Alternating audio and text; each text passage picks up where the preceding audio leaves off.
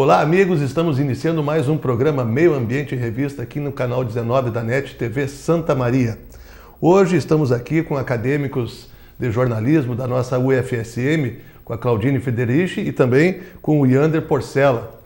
Esses jornalistas, esses estudantes de jornalismo, têm um programa na Rádio Caraí FM que trata sobre a temática também do meio ambiente. E para isso a gente trouxe eles aqui para conversar. Tudo bem, Claudine? Tudo bem, Rogério. Yander, tudo bem? Tudo bem, Rogério. Como é que é esse programa lá na Rádio Caraí FM? Como é que ele surgiu? Bom, Rogério, primeiramente muito obrigado pelo convite para estar aqui no programa. O Ecolândia, ele é um projeto de extensão lá da UFSM, do curso de jornalismo. O Ecolândia, o mundo onde a gente vive. Isso, esse é o programa, né? É o slogan do programa. Sim. E ele é um projeto de extensão vinculado ao programa de educação tutorial, que é um programa em que participam estudantes da universidade e que tem como pilar o ensino, a pesquisa e a extensão. Aí, no caso de nós, estudantes de jornalismo, o pilar da extensão é produzir esse programa de rádio, né, o Ecolândia, que para a produção do programa foi feita uma parceria com a Rádio Caraí, que se localiza lá na Vila Tropical, na região sul da cidade, que é a 106.3 FM. E toda sexta-feira, então, o programa vai ao ar na Rádio Caraí das 6 às 7 da tarde. Ele é produzido pelos estudantes de jornalismo da UFSM. Há uma rotatividade de estudantes, porque à medida que alguns vão se formando, outros vão entrando, e a produção é toda feita por nós. Então, o programa ele já tem 10 anos, muita gente já passou pelo programa. O programa, como diz no meio, ele pegou. É um programa que pegou. Sim. Já esse ano completa 10 anos, até a gente está planejando algumas mudanças, né, para o programa. Isso.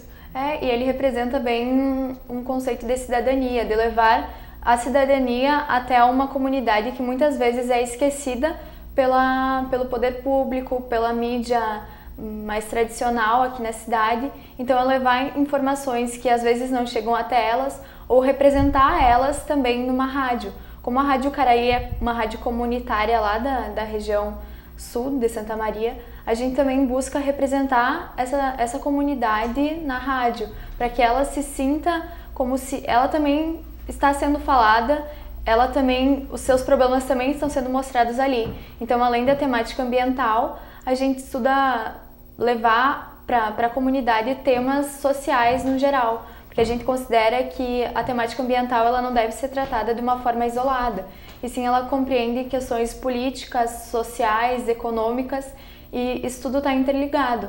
Então o programa, além de temáticas ambientais, a gente trata de diversas temáticas sociais também. Isso tem sido melhorado ao longo dos anos, assim, que no início era apenas ambiental, e a gente sente cada vez mais a necessidade de abranger para mais temas, pela necessidade das pessoas estarem informadas sobre outras coisas e terem uma visão diferente a respeito dessa informação que elas recebem, uma visão mais crítica também. Eu acho que isso é importante, né, Yander, que foi falado aqui para a Claudine também, essa questão social, né, de dar ao cidadão o sentimento de que ele pertence a essa sociedade, né, que ele faz parte disso e ele se sentir peça integrante, porque a mídia tradicional não tem tempo para isso, né? Claro. E nisso fica muito também aqui, somos muito parecidos, né? A rádio comunitária e a TV Santa Maria também, porque trazer temas da cidade, onde o cidadão daqui se enxerga, ele consegue se identificar com aquilo que está sendo passado no vídeo, e no caso de vocês lá no programa. Então, eu acho que é muita identidade isso que acontece. E é uma visão que tem que ser difundida, por quê? Porque o cidadão, ele quer isso, né? Ele quer saber se o seu problema vai ser tratado pelo poder público, ou ao menos a importância será dada pela mídia. Eu acho que isso vocês fazem muito bem lá no programa, não é assim? Justamente o Ecolândia, ele se baseia em 3 princípios, né? São os princípios com os quais a gente mais trabalha, que é o jornalismo público, o jornalismo popular e o jornalismo ambiental. Na questão do jornalismo público, a gente tenta sempre nos temas, nas discussões que a gente promove no programa, despertar o sentimento de cidadania nas pessoas, né? De pertencimento mesmo à sociedade, de ver que os temas dessas pessoas estão sendo mostradas, que elas estão tendo um espaço na rádio, e também de promover um pensamento crítico dessas pessoas, né? Não só transmitir a informação numa via linear, né? Mas também promover com essa informação uma reflexão das pessoas acerca de diversos problemas, né, da sociedade. E a questão do jornalismo popular é justamente por a gente estar trabalhando numa rádio comunitária, que o sinal da rádio ele abrange a região sul, que é uma região de periferia, né? Então, muitas das pessoas lá não têm tanto poder aquisitivo, a gente tem diversos públicos. Então, a gente tem que ter uma linguagem popular, uma linguagem que seja acessível para todo mundo, né? O rádio em si já pede isso, né? O rádio já é isso, né? Já é muito mais popular, a televisão tem toda uma linguagem, mas o rádio realmente alcança isso, né? E como é que você sente o retorno da comunidade lá para essas ideias que vocês trazem, esses programas que vocês fazem lá? Então, a gente procura cada vez mais se aproximar da comunidade, porque nós, enquanto estudantes, a gente fica muito centrado dentro da universidade. E os projetos de extensão têm essa ideia de estar sempre cada vez mais próximo da comunidade e trabalhar com a comunidade. Então a gente tem procurado desenvolver alternativas que a gente possa conhecer realmente qual é a realidade e desenvolver um programa que seja de acordo com essa realidade das pessoas e não algo que a gente considere necessário de ser abordado e talvez não seja tão importante para elas. Então a gente tem desenvolvido, no semestre passado nós fizemos uma reunião que toda semana a gente se reúne para discutir os programas, os próximos programas, e a produção acontece ao longo da semana.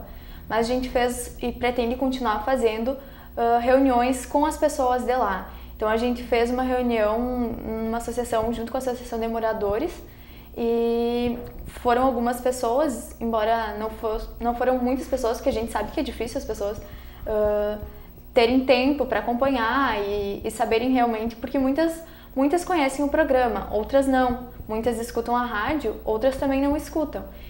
Mas também a necessidade de a gente conseguir ouvir essas pessoas e saber o que levar para elas.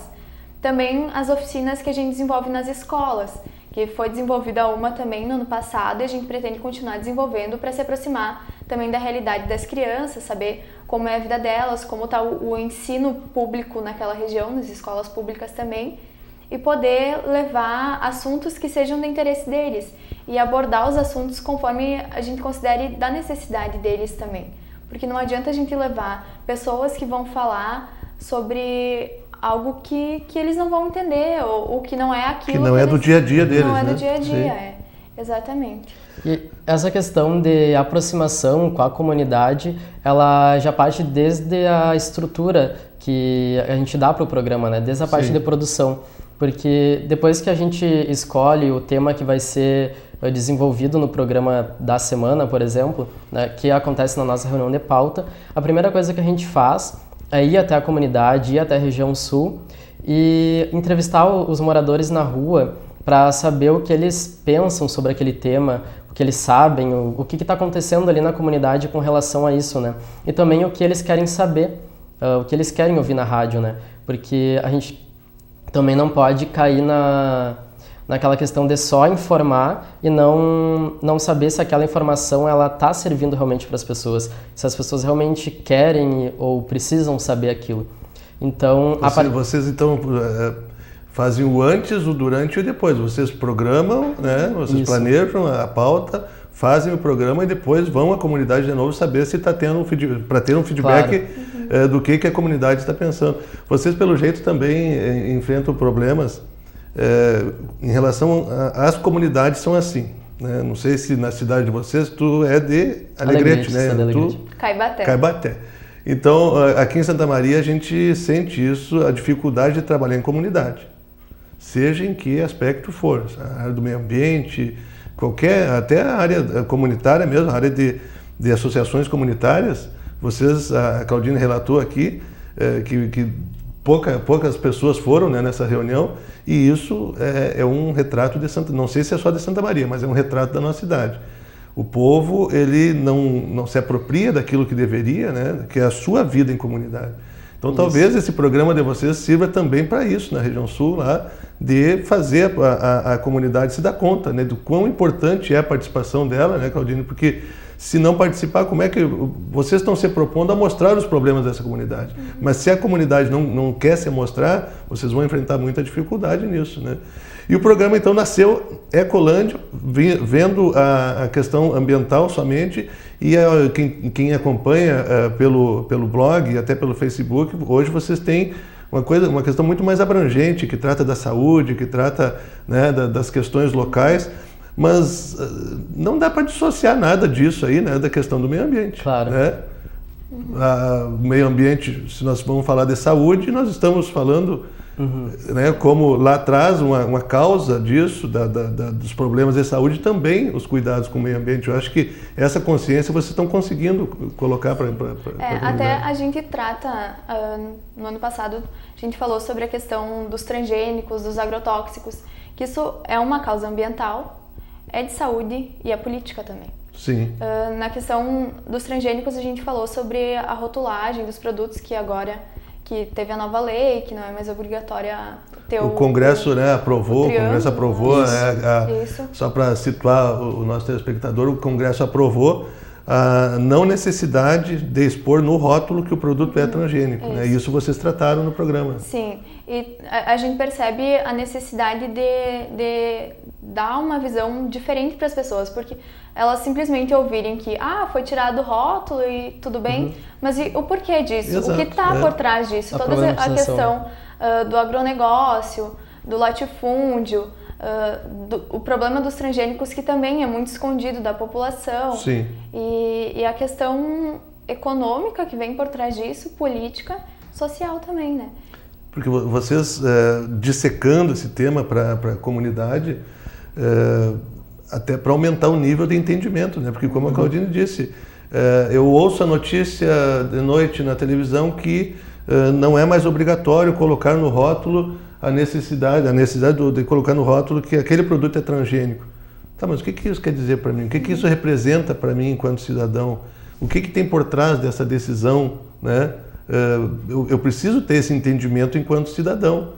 E vocês fizeram esse debate, pegaram essa temática, porque certamente, se nós fôssemos aqui aprofundar um pouquinho só sobre essa questão dos transgênicos, há interesses de alguns bilhões de reais por trás de uma decisão dessas, né? Não é simplesmente, eu vou no mercado, agora não vou ver mais no rótulo que ele é transgênico, grande coisa. Não, isso não me interessa. Mas a tua saúde, a questão comercial, a questão, né, do interesse comercial, a questão do interesse político também, porque é uma decisão política e a gente sempre frisa, e vocês também, como fazem um programa cidadão, aqui também a gente procura sempre cuidar disso, que as pessoas têm que se interessar pelo que acontece na esfera política.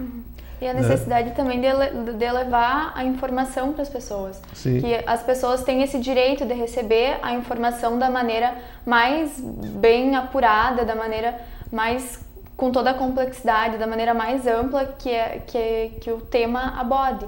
Então, não pode ser algo descontextualizado, sem ter uma abrangência maior. A gente considera isso importante e muitas vezes a gente não vê isso em matérias da grande mídia, que muitas vezes, por interesses, tanto comerciais, acabam escondendo certos pontos, e isso é uma crítica muito grande da comunicação na UFSM no geral, assim, e a gente procura, enquanto estudantes, se formar para ser um profissional que não faça isso. Então, dentro da universidade, a gente pode fazer, porque, enfim, a gente não está trabalhando em um veículo que tenha pressões comerciais, tenha pressões, enfim, todas as possíveis... Políticas também, políticas também, por que não, né? E a gente, por enquanto, ainda tem essa liberdade, a gente tenta abranger ao máximo e espera que depois de formados também a gente consiga continuar dessa forma. Aí, agora tu tocou num ponto que eu vou fazer uma provocação a dois acadêmicos de jornalismo da nossa universidade. Como é que funciona isso? Vocês hoje são estudantes, estão lá num projeto muito bonito lá da Rádio Caraí também, do projeto do jornalismo, e vocês têm essa liberdade toda para fazer esse trabalho, né? Vocês chegam a discutir isso, então, lá na universidade, que depois de formados vocês vão ser empregados de alguma empresa, e essa empresa ela pode ou não dar essa liberdade a vocês? Como é que isso funciona na cabeça dos acadêmicos? Agora que eu já estou fazendo uma provocação já para a gente aprofundar um pouquinho nisso, mas como é que vocês, como estudante, veem isso? Bom, Rogério, como tu falou, na academia a gente tem, né, mais liberdade para inovar, para propor uma coisa diferente, como a gente faz no Ecolândia, né, uma informação mais contextualizada, uma informação que não seja tão superficial como o noticiário do dia a dia, né. Então a gente tem essa possibilidade de fazer uma coisa diferente, mas a gente sabe que a grande mídia brasileira, ela é essencialmente comercial, né? A mídia brasileira, ela está muito dependente do capital, então ela sofre uma pressão muito grande, pressão política, pressão comercial, até por causa do financiamento que é feito através de publicidade, Sim. né? Então, num veículo tradicional de comunicação, a gente não vai ter tanta liberdade para produzir o que a gente acredita que seja certo, acredita que deva ser, né? Porque cada veículo tem a sua linha editorial, né? Tem decisões que vêm de cima, muitas vezes a gente vai receber pautas e as pautas já vão estar prontas, né? Vai estar escrito como a gente deve... O que a gente deve ou não abordar naquele assunto, né? O negócio é vocês lutar para ser, então, um diretor desse veículo, né? Para poder, daí vocês, né, tentarem fazer a pauta, mas igual o diretor, se não for o proprietário também do veículo, também fica comprometido. Essa é uma questão que tem causado desilusões, assim, na nossa turma, por exemplo. Com certeza. Assim, a gente entra com uma visão no curso e sai com outra, depois tu vê, porque enquanto tu não pesquisa, enquanto tu não analisa o que está acontecendo, tu vai absorvendo aquilo sem perceber. Tu não vê que as coisas estão sendo feitas da maneira correta ou da maneira errada. Tu apenas está recebendo aquilo. E quando tu passa a analisar, tu percebe que, opa, por que isso está sendo assim? Isso não podia ser diferente? E o que eu posso fazer? E será que eu vou ter alternativas para ser um profissional diferente? Como eu vou conseguir me manter? Então, a gente procura pensar que vai ser diferente. Eu acho para quem vê de fora, assim, eu acho que o estudante, quando ele faz o vestibular, ele escolhe o jornalismo pelo jornalismo, né? Até descontextualizado de qualquer situação, pelo jornalismo, que eu acho que é legal. Acho que eu tenho vocação para isso e tal. E depois, quando começam realmente as aulas, e daí vocês verem o que é realmente o jornalismo e aonde que ele está contextualizado, realmente pode dar, né, muita desilusão para os estudantes, porque, poxa, o meu ideal era, eu quero ser jornalista para poder dizer aquilo que eu penso, entendeu? E daqui a pouco não vai ser como eu penso, daqui a pouco eu vou ter que obedecer regras, né? E uma regra que é muito, como o Yander falou, é muito ditado pelo comércio, assim, pela parte comercial, né? Se nós estamos vivendo hoje no Brasil toda essa discussão hoje sobre impeachment, não impeachment e tal, a gente sabe que a mídia, ela trabalha de acordo com aquilo que os proprietários da mídia entendem que tem que ser publicado, né?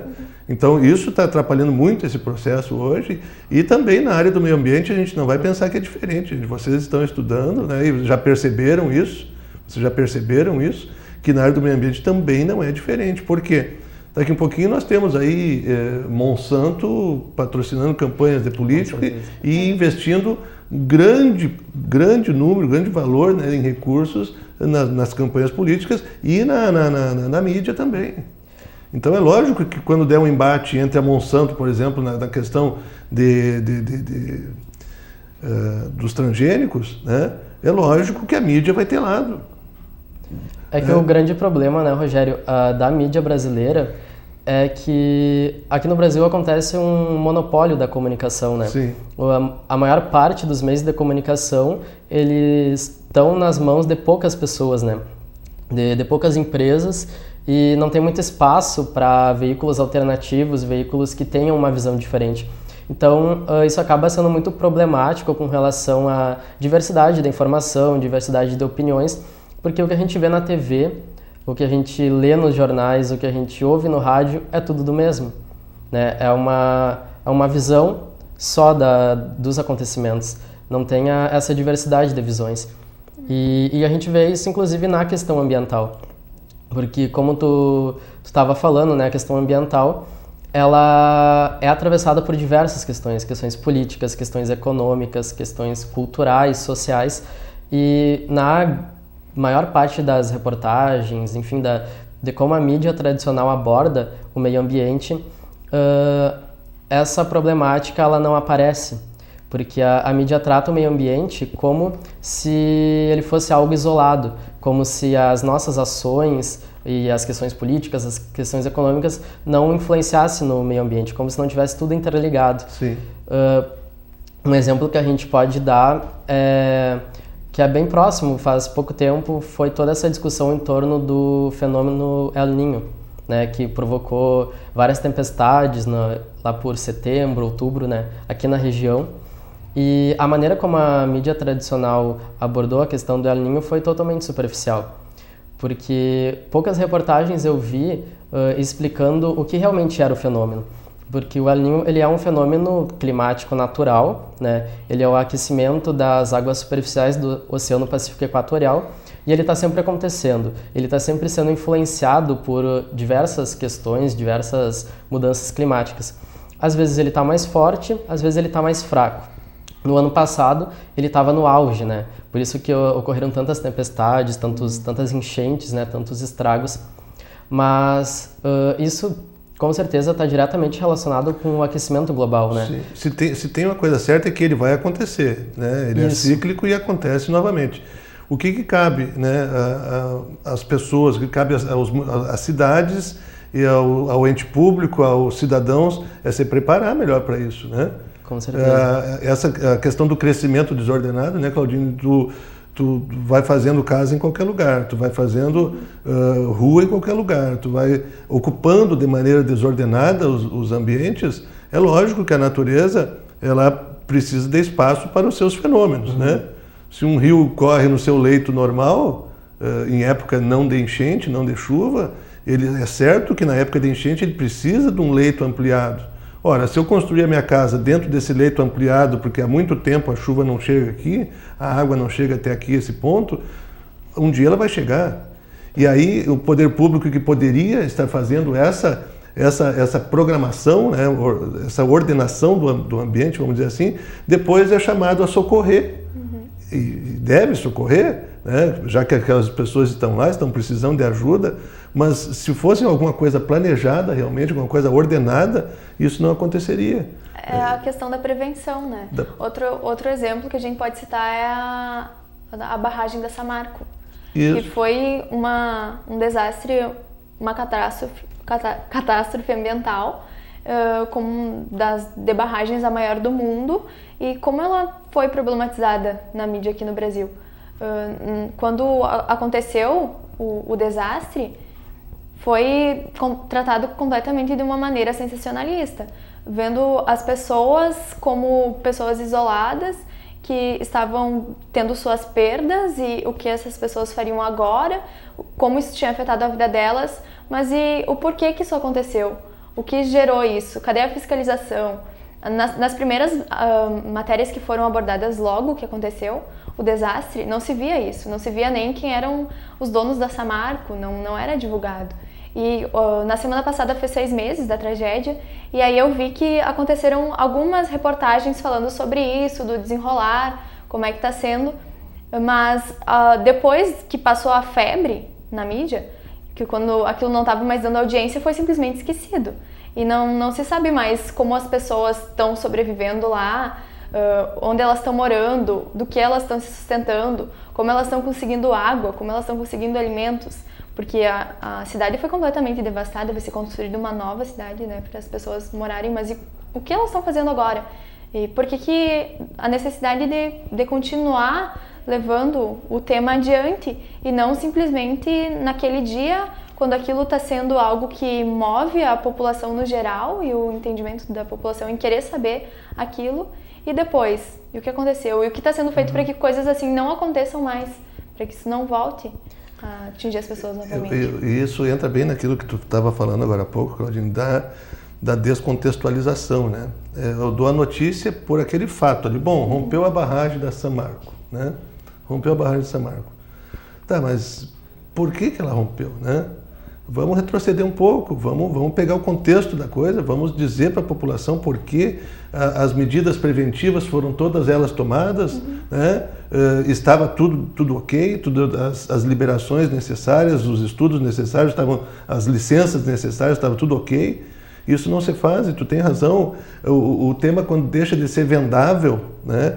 A mídia simplesmente tira da pauta porque Exatamente. Isso não interessa mais. Agora eu vou falar, agora é o impeachment.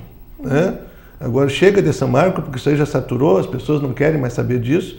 Né? E aí nós vamos estar sujeitos a quantas São Marcos mais no Brasil por um tratamento alienado, mas com motivo, né, da mídia. Então, eu acho que se isso não mudar, essa consciência, né, que a gente conversava, essa consciência cultural do nosso povo, se não mudar isso, realmente vai ficar difícil de trabalhar. Né? E normalmente, Rogério, em casos de desastres ambientais, como o da barragem da Samarco, como do fenômeno El Niño, o que a gente vê é uma cobertura da grande mídia de demonização da natureza.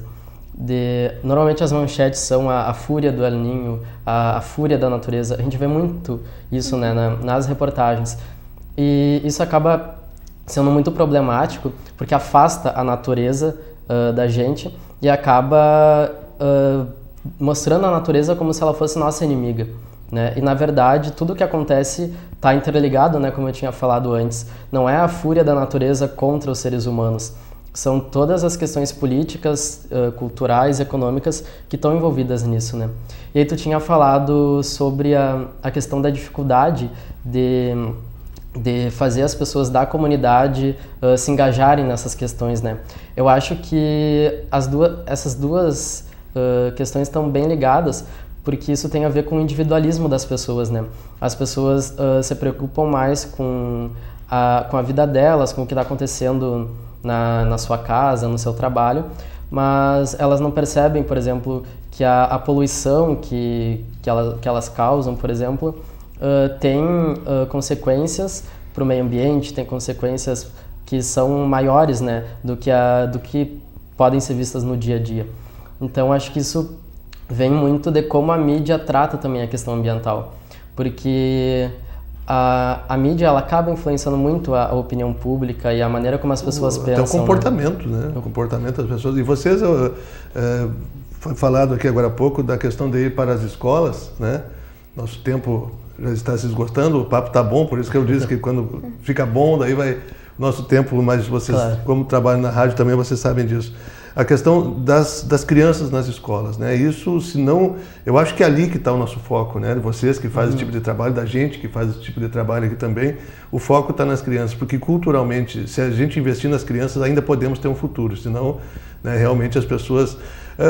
alguma consideração final de vocês? A gente está chegando aí ao final do programa. Antes de mais nada, eu queria dar os parabéns para vocês pela iniciativa, por participar desse programa lá e de como vocês levam, né, essa parte ambiental lá. Ficam 30 segundos aí para as manifestações finais de vocês. Né? Então, eu acho que o que a gente tem a dizer é a necessidade das pessoas avaliarem o que elas estão recebendo. Não apenas receber aquela informação e não pensar a respeito dela, e também procurar não apenas os veículos tradicionais. Hoje, com a internet, a gente consegue acessar diversos sites, diversas formas de conteúdo, e isso só vai acrescentando cada vez mais a nossa capacidade de ver as coisas de uma forma mais crítica, de não considerar apenas o que está sendo recebido, mas também avaliar isso, ver qual é a melhor forma e refletir isso nas nossas ações também. E não se contentar só com uma fonte de informação, né? Isso é importante, né? E ver a questão ambiental como uma forma mais abrangente, né? Como a gente falou aqui durante o programa, de uma forma contextualizada, né? Com questões políticas, econômicas, e não pensar a sustentabilidade, por exemplo, como uma coisa meramente econômica. Se eu diminuir o consumo de água na minha casa, eu vou economizar tanto. Mas também tem a questão do meio ambiente, né? A questão do que isso vai afetar o meio ambiente. Então é importante pensar que tudo que a gente faz tem uma consequência. Conversei hoje aqui com a Claudine Friedrich e o Yander Porcela, que são acadêmicos de jornalismo da nossa UFSM, e tem o programa Ecolândia, o mundo onde a gente vive, na Rádio Caraí FM, rádio 106.3 da nossa região sul da cidade. Um grande abraço a todos e até o nosso próximo programa Meio Ambiente em Revista.